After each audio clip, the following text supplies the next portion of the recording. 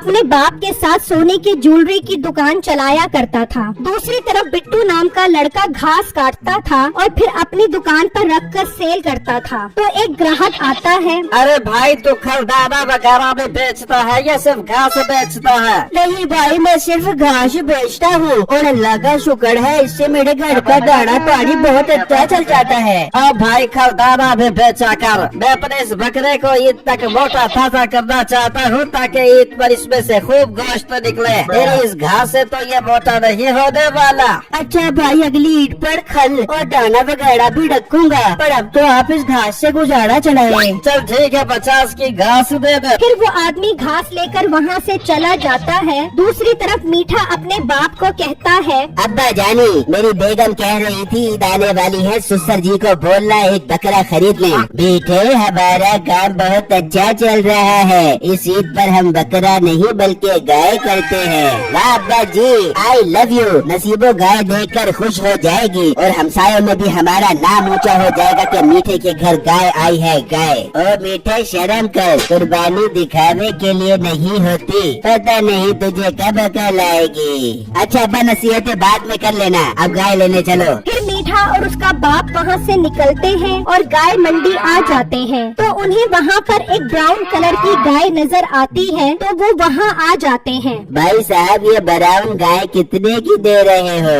आजी साहब, ये गाय आपको 2 लाख में दे दूंगा। अब्बा तूने कब्बे हज कर लिया? ये तुझे हाजी क्यों बोल रहा है? ये लोग ऐसे ही नाम से बुलाते हैं, तो अपना मुंह बंद कर। अब भाई साहब, तुम्हारा रेट बहुत ज्यादा है। हाजी साहब, पूरा साल अब गाय को मक्खन मुरब्बा जात दूध पिलाते हैं। जब गाय खरीद का इतना वजन होता है, देखो तो सही, पूरे 5 मन का जानवर है। ओ भाई, उन मक्खन और मुरब्बा जात में से तू भी कुछ खा लेता ताकि तेरा वजन भी शायद थोड़ा बढ़ जाता।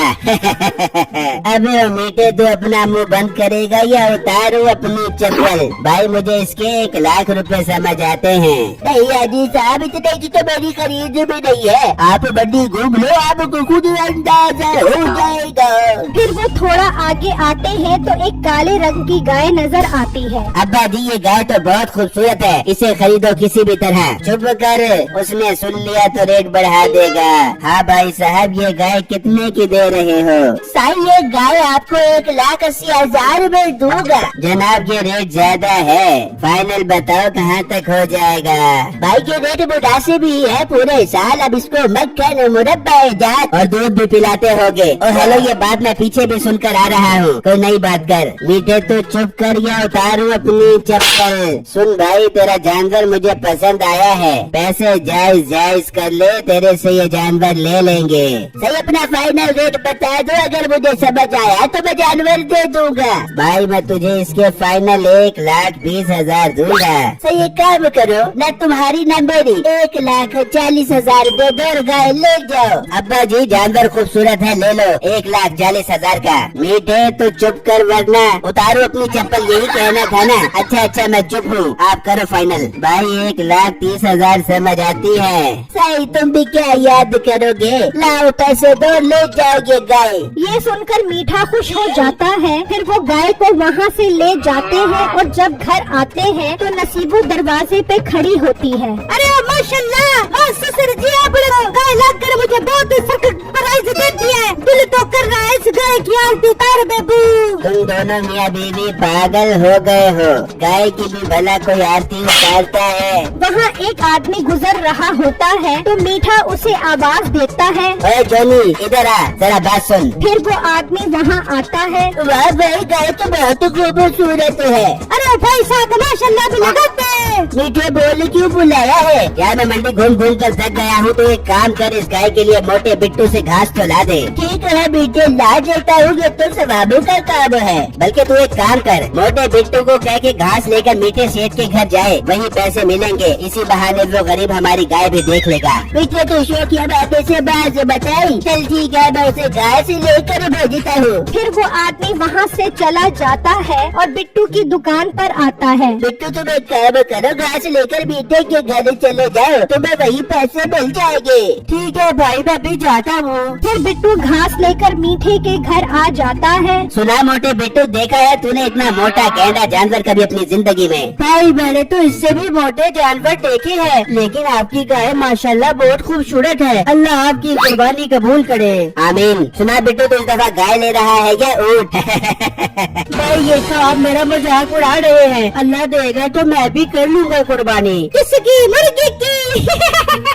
भाई मुझे घास के पैसे दो ताकि मैं यहाँ से जाऊँ। ठीक है देता हूँ। ऐसा ना हो तुम जैसे गरीब लोगों की कहीं मेरी गाय को नजर ही न लग जाए। फिर बिट्टू उदास होकर पैसे लेकर वहाँ से चला जाता है और घर आ जाता है। क्या हुआ बिट्टू, आप कुछ परेशान लग रहे हो? सब ठीक तो है ना? कुछ नहीं बेगम, बस थक गया हूँ। सुनाओ बिट्टू, आपका घास का काम कैसा चल रहा है? बेगम घास का काम तो काफी अच्छा चल रहा है। फिर बिट्टू आप भी ईद पर बकरा खरीद लो। बेगम इतना अच्छा भी नहीं चल रहा कि बकरा खरीद लो। हाँ बेगम, हम अगली ईद पर कुर्बानी जरूर करेंगे। ठीक है बिट्टू, आप थक गए होगे, चलो आप आराम कर लो। फिर रात हो जाती है, मीठा और नसीबो सो जाते हैं और जब सुबह होती है तो नसीबो कहती है, चले मीठे हम इस गाय को घुमा के आते हैं। फिर मीठा और नसीबो बाहर आते हैं तो हैरान रह जाते हैं, वहाँ गाय नहीं होती। अब्बा जी जल्दी बाहर आओ, गाय गायब है। फिर मीठे का बाप भागता हुआ आता है। ये क्या मीठे, हमने तो गाय रात में यहीं बांधी थी। ससुर जी, लगता जरूर कोई चोरी करके लग गया। हाँ अब्बा, नसीबो ठीक कह रही है। मुझे तो मोटे बिट्टू पर शक है। वो कल यहाँ घास लेकर आया था और बार बार हमारी गाय को देख रहा था। मैं भी उसके घर जाता हूँ। दूसरी तरफ बिट्टू दुकान पर जा रहा होता है तो उसकी नजर गाय पर पड़ती है। ये तो मीठे भाई की गाय है। जबकि मीठा बिट्टू के घर पहुंचता है। हेलो बीबी, बिट्टू किधर है? वो तो दुकान पर गए हैं। उसे बोल दे मेरी गाय वापस कर दे, वरना मैं उसे नहीं छोड़ूंगा। दूसरी तरफ बिट्टू वो गाय लेकर मीठे के घर आ जाता है। बिट्टू, ये गाय तुम्हारे पास क्या कर रही है? अंकल, मैं दुकान पर जा रहा था तो मुझे आपकी गाय नजर आई। मैं समझ गया कि ये जरूर रस्सी तुड़वा कर यहाँ आई होगी, इसीलिए मैं इसे यहाँ ले आया। बिट्टू, तुम्हारा बहुत बहुत शुक्रिया।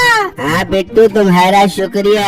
तुम तो सच में बहुत ईमानदार हो। तुम चाहते तो इसे बेच भी सकते थे, पर तुमने ऐसा नहीं किया। इतने में मीठा भी घर पहुंच जाता है। देखा ना अब्बा जी, मैंने इसके घर जाकर धमकी लगाई तो ये देखो ले आया ना हमारी गाय को। मीठे का बाप मीठे को जोर का थप्पड़ मारता है और सारी बातें बताता है। अच्छा अंकल, मैं अब चलता हूँ। बेटा एक मिनट, ये बताओ तुम कुर्बानी कर रहे हो? नहीं अंकल, मेरे पास इतने पैसे कहाँ से आए? हाँ अंकल, मैं अगली ईद पर कुर्बानी जरूर करूँगा। बेटा ये लो 30,000, ये तुम्हारी ईमानदारी का इनाम है। तुम भी बकरा लो और कुर्बानी करो। पर अब्बा जी से पैसे तो मत दो। मीठे तू चुप कर, वरना उतारू क्या अपनी चप्पल। फिर बिट्टू पैसे लेकर खुशी खुशी वहाँ से चला जाता है। मेरी वीडियो को लाइक और मेरे चैनल को सब्सक्राइब कीजिएगा और मुझे कमेंट बॉक्स में जरूर बताइएगा कि आपको मेरी स्टोरी कैसी लगी। शुक्रिया।